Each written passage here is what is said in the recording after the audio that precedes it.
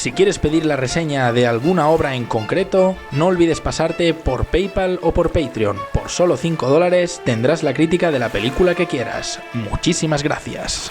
Pues muy buenas amigos, bienvenidos a Occidental Image y hoy a petición de uno de los patronos vamos a hablar, ahora sí, ya prácticamente un año después, de esta cinta que el año pasado, y a principios de este año por la gala de los Oscars dio bastante de qué hablar. Esta película de animación por ser, una ovación, de hecho, al arte de la animación y una rarísima excepción que, en mi opinión, debió coronarse con el Oscar a Mejor Película Animada. Estoy hablando, como veis en el título, como veis aquí en el póster, de la película española Klaus. Una cinta hecha por un tipo que, no tiene nada más a sus espaldas, digo, como director, es la primera producción que él crea y dirige por completo, llamado Sergio Pablos. Un tipo que realmente mucha gente no sabía nada hasta que empezó a hablarse de esta película y luego se estrenó en Netflix. Y que, es un tipo con mucho currículum, aunque mucha gente no lo supiera. Obviamente no se iba a crear esto de la nada. La cinta, como ya digo, es una producción española. Hay dinero de Reino Unido también, pero es de factura española. De hecho, ha metido dinero ahí los de A3 Mierda, pero a veces tienen aciertos. Y crearon directamente una maravilla. Una de las mejores películas de animación de la década. Ya puede que argumentalmente tampoco sea excelente, pero sí que por lo menos es superior a la media de productos y para mí en definitiva, a nivel técnico esta película no tiene nada, pero absolutamente nada que envidiarle a las más grandes y ambiciosas películas de la ya tan manida Disney o DreamWorks o compañía.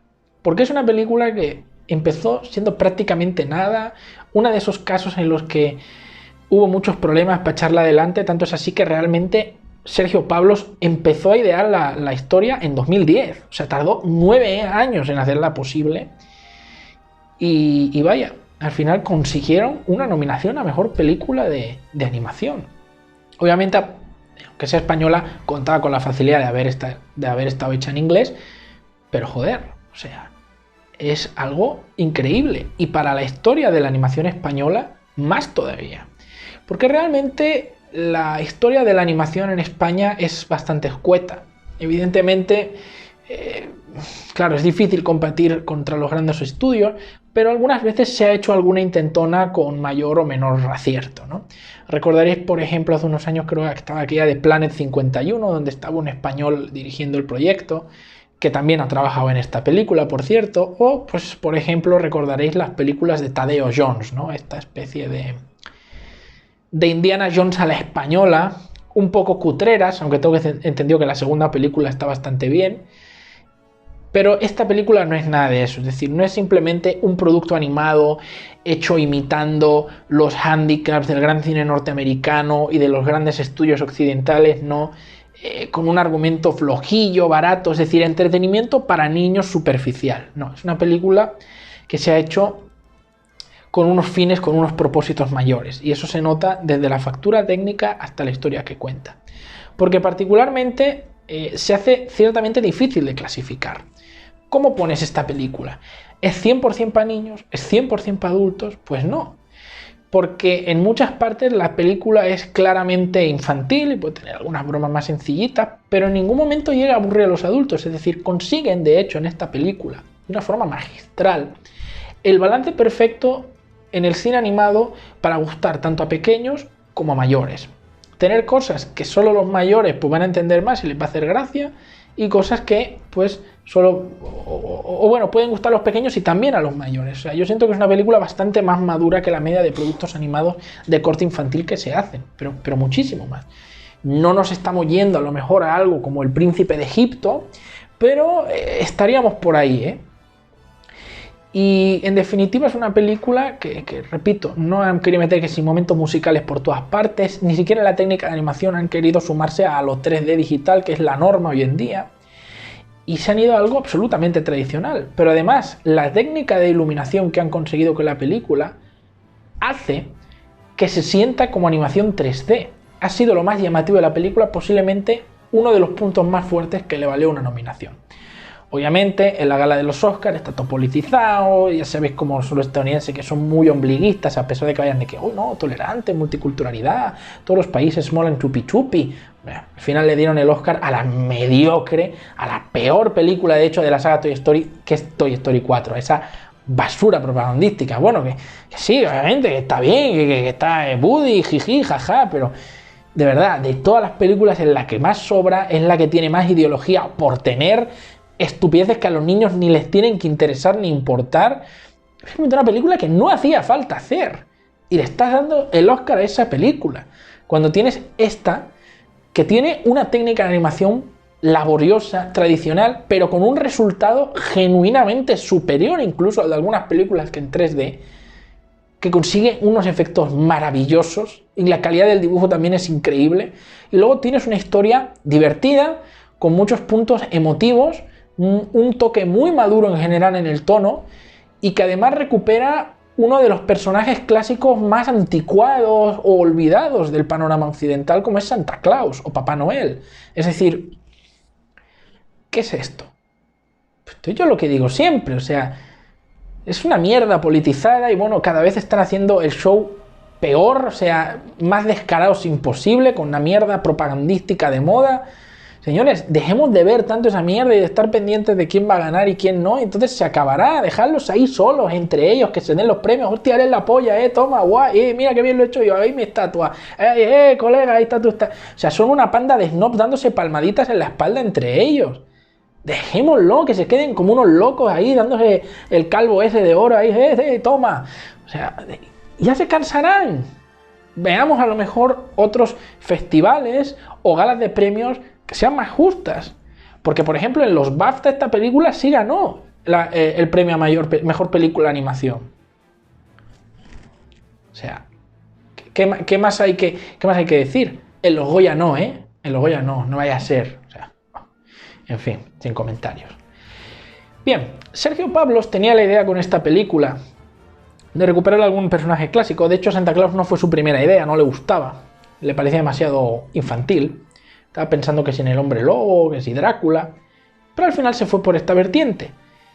Claro, él no quería, lo dicho, hacer una película cualquiera. Pablos es un tipo experimentado que ha trabajado con muchas de las grandes obras maestras de Disney, trabajó en El Jorobado de Notre Dame, en Tarzán, en muchas de estas películas de la era dorada.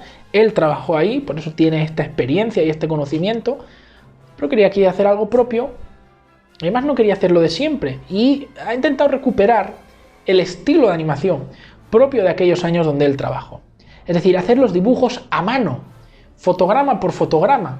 Un trabajo que, como ya sabéis, pues prácticamente hoy en día se ha perdido, laborioso, mucho más costoso y complicado, pero que, oye, a los ojos de cualquiera que le guste el cine, es algo de apreciar. Yo estoy seguro que la gente valora. La artesanía, para mí, creo que a ojos de todo el mundo, siempre es algo que está por encima de las artimañas digitales, que a veces consiguen resultados impresionantes. Yo no tengo nada en contra de, yo que sé, de cómo entrenar a tu dragón, o de, yo que sé, Enredados, ningún problema. Pero, lo que consigue esta película es muy bonito. Y Pablos tuvo muchos problemas para sacarlo adelante, porque no os creáis que haces una oferta de trabajo, venga, busco ilustradores en preproducción de películas de animación con el estilo artesanal y te va a salir todo el mundo ahí, yo, elígeme a mí, para nada. Es un estilo que se ha perdido, es un estilo que ya muchas veces no se estudia más allá de lo teórico en las escuelas de cine y de animación, y básicamente no hay una fuerza laboral en ese aspecto que sepa bien lo que hacer. Entonces, ¿qué pasó en la película? Tuvieron que contratar a gente ya mayor, gente que estamos hablando de 55 años para arriba, que en su tiempo, en sus años, hace 20, 30 años, trabajaron en ese tipo de películas, porque ya sabéis que, por ejemplo, la Disney, cuando hicieron Lilo y Stitch, ya fue la última película que hicieron con acuarela, y eso fue a principios de los 2000, y entonces agarraron a esa poca gente que pudieron encontrar y luego a mucha gente joven, chavales de 20, 25 años, gente de mi edad, que bueno, sabían de animación y tal, pero no de esa técnica, y bueno, hicieron que los mayores enseñaran a los jóvenes y así, hicieran el proceso de la película. Unas 5.500 escenas, más de 1 millón de dibujos para construir toda la película. Acordaos hace poco lo que hablaba en el macro review de Akira, son trabajos increíblemente pesados Y vamos, en esta película no escatimaron esfuerzos, ni les faltaron ganas. En ningún momento quisieron, no, bueno, esta escena la hacemos 3D, nos vamos por un atajo. Ni una. Eso es algo muy de aplaudir. Luego otra cosa es el trabajo de campo. ¿No os creéis que Sergio Pablos dijo, bueno, lo voy a inventar en un sitio nevado, me invento un pueblo, ¿no? Porque la historia transcurre como muy en el norte de Europa, lo que sería Noruega. No se habla de pueblos ni ciudades, de hecho en la película se muestra una especie de mapa del mundo ficticio, pero vaya, se sobreentiende.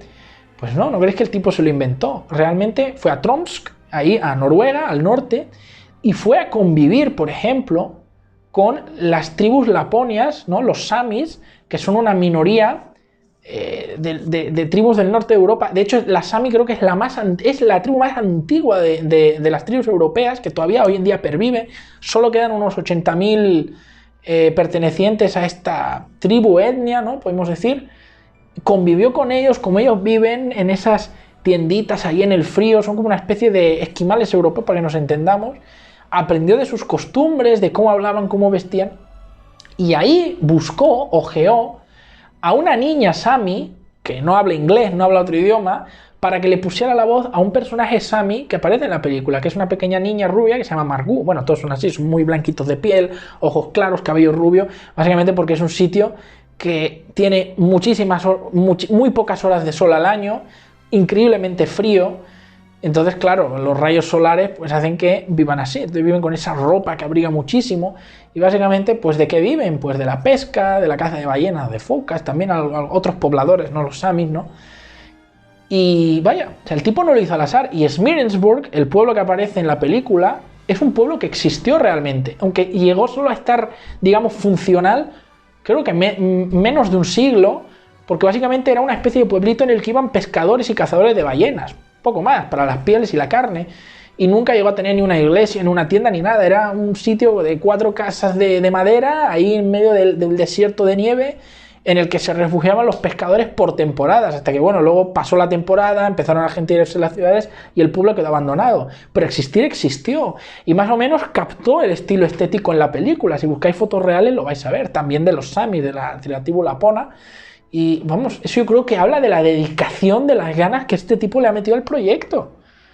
Que además es una película de animación, señores. O sea, pensad en eso. En una película de imagen real dices, bueno, ok, puedo entender, porque se ha hecho mucho, ¿no? Te desplazas donde vas a grabar para captar planos, ni que sea. Pero es una película de animación. O sea, en internet pegas 3 porrazos al teclado, imágenes, Google Imágenes, y ya tienes referencias visuales. O, si me apuras, como mucho, mandas a un fotógrafo. Envías un mandado ahí que te haga unas fotos y luego te traiga referencia visual. Pero no, fue el mismo Sergio Pablos que se desplazó ahí a tomar por culo en el norte de Europa, que no hay nada, que no hay más que niebla y focas, a ver cómo vivía la gente, a ver todo con sus propios ojos y a documentarlo para la película. O sea, señores, si eso no es pasión por el trabajo, ¿qué es pasión por el trabajo? Ya solo por esto la película merece toda nuestra atención y apoyo. Pero aparte fue el hecho de querer luego hacer una buena producción. Uno de los sitios donde fueron a preguntar primero fue a la Netflix. Pero la Netflix en aquel momento, os estoy hablando hace años, ya sabéis que no hacía productos de animación. Ellos, una cosa es meterlos en su catálogo. Así que les dijeron que no, que se fueran por donde hubieran venido.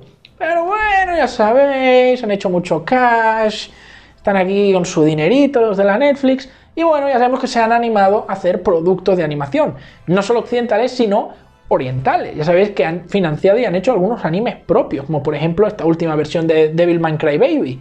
Lo han hecho los de la Netflix, así que les dijeron, bueno, venga, vamos, traen la idea, venga, va, os la financiamos, venga, va. Porque querían una historia así navideña, y como era de Santa Claus, dijo, venga, va, un poquito para ti, un poquito para mí, os hago la película. Entonces, bueno, Sergio Pablos dijo, perfecto, tuvo la paciencia de esperar hasta que le abrían de puerta. Por cierto, no es por nada, se está por ahí olisqueando, dicen, a lo mejor ahora meto la pata, pero bueno, yo lo digo, que a lo mejor van a adaptar algo de Berserk, los de Netflix, con lo cual puede ser interesante. Pero bueno, volvamos a Klaus. La cuestión es que tuvieron el presupuesto y venga, a dibujar. Y así se construyó la historia. Entonces, fijaos, te desplazas al sitio de grabación, lo haces todo con animación tradicional, nada de efectos 3D, ni siquiera para la iluminación, lo hicieron con una especie de superposición de planos, es decir, dibujas el plano primero como sería, por ejemplo, en Tarzán, ese estilo de dibujo, plano, con el personaje integrado en el propio fondo, y luego dibujas el enfoque cromático, que es lo que le da como esa especie de relieve a los personajes y parece 3D. Cuando ellos se giran parece que tengan, digamos, volumen, las caras, los ojos, la ropa, todo, ¿no? Y así no parece que el personaje es una especie de muñeco plano integrado en un fondo, ¿no? O sea, cuidado a la técnica, luego te vas a la Netflix a pedir el presupuesto, que a lo mejor no sería la primera opción de muchos, y luego lo haces siendo una producción española, medio financiada por Reino Unido, y encima consigues colarte en los Oscars, ni siquiera, aunque sea con la nominación. O sea, es absolutamente increíble, pero alguna viene, bueno, ¿y qué hay de la historia? Pues la historia también es muy interesante. El protagonista no es el típico tipo genial, aventurero, no.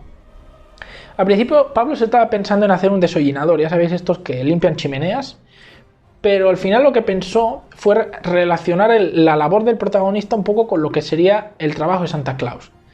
Entonces, ¿tú qué haces con Santa Claus? Pues le mandas una carta, ¿no? Lo tradicional, bueno, no sé, en el día de mañana a lo mejor lo mandas con una app para enviar tu carta a Santa Claus.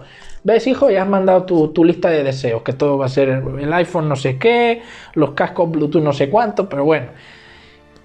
Normalmente pues mandas una carta física que metes en un sobre y la mandas a Papá Noel o a Santa Claus. Bueno, pues entonces la historia va de un cartero, pues no un cartero cualquiera, es el cartero hijo de el que lleva toda la dirección postal de ese mundo ficticio, ¿no? Como si hubiera una especie de órgano mundial de servicio de correo. Y claro, es el típico niño de papá, el típico niño mimado, que le han dado todo hecho, de que tengo mi chofer, tengo mi mayordomo, y claro, no da palo al agua y siempre quiere vivir de las migajas de su padre. Bueno, el típico hijo pijo chupóptero, ¿no? Que no... el típico que va por ahí chuleando las fotos de su cochazo y dices, bueno, sí, muy bonito, pero págatelo tú con tu dinero, no con el dinero de tus padres, ¿no? Pero bueno, el padre, que también es un buen personaje, pues dice que está todas esas tonterías y le dice, mira, te vas a curtir o te crujo el lomo y te desheredo, tal cual. Y dice, mira, muy fácil, para que me demuestres que eres un buen cartero y que no eres un vividor que vive de mis sobras, te voy a mandar a ir al Polo Norte, a Smirensburg, a ese pueblo ahí dejado de la mano de Dios, y si consiguen mandarme, hacer que me lleguen 6.000 cartas aquí, entonces te devuelvo a tu mansión y te doy todos los caprichos que quieras y vas a heredar mi imperio y todo, ¿no? Y claro, el personaje protagonista pues no es un tipo simpático, al final, al contrario, es un déspota, es un egoísta, es un vago, el típico pijo, vaya. Con respecto a los pijos, hay gente que conocido que tiene dinero y son buena gente y son humildes y tal, pero vaya, muchos pues son lo que son, muy mimaditos, viven en una burbuja, muy ingenuos a veces y vaya. Las cosas más básicas, pues no les interesa hacerlas, porque siempre tengan que lo haga para ellos. Bueno, pues si tienes el dinero, pues tú sabrás lo que haces con él. Total, que al tipo lo mandan ahí y cuando llega el panorama es terrible. O sea, un pueblo súper sombrío, de hecho da un poco de mal rollo. Los habitantes, además fijaos la estética que le da al pueblo, todos visten de negro, todo el pueblo es gris, está lleno de niebla, todo cubierto de nieve siempre. Y además descubre que hay como dos familias en el pueblo que están ancestralmente enfrentadas y literalmente están a golpes, literal. Cuando suena una campana que hay en el centro del pueblo salen a darse tos de hostias con sillas, con sierras, con lo que pillen, ¿no? Claro, en un pueblo en el que todos se odian con todos y que son gente muy cerrada, ¿quién va a enviar cartas a quién? Además es un pueblo que está aislado del mundo exterior. El tipo tiene un problema. Además descubre que la profesora está ahí que se ha vuelto loca porque nadie manda a los niños a la escuela porque ninguno de las dos familias quiere enviar sus hijos con los hijos del enemigo, digamos, ¿no? Entonces, bueno, todo se le hace cuesta arriba. También me hace muy gracioso el guiño simpatiquísimo que hace Sergio Pablos al director Tim Burton, ¿no? Con aquellos niños siniestros que encuentra siempre haciendo alguna canallada por ahí que lo miran con los ojos así, que son claramente timbartonianos, ¿no? Recuerdas un montón a estilo de La novia cadáver, Pesadillas de Navidad, ¿no? O sea, brutal.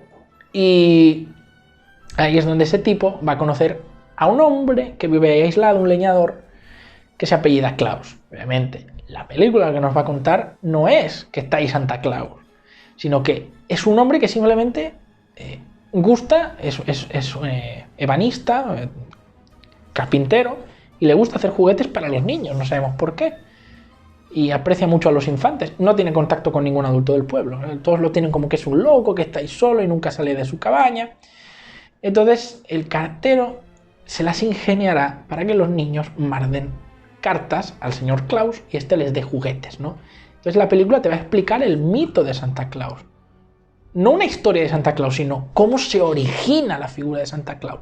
Pero además, sin elementos mágicos. No hay renos que vuelen, ni el gordito bajando por la chimenea, ni el tipo mágico que sabe si eres malo. Es decir, la película lo racionaliza todo.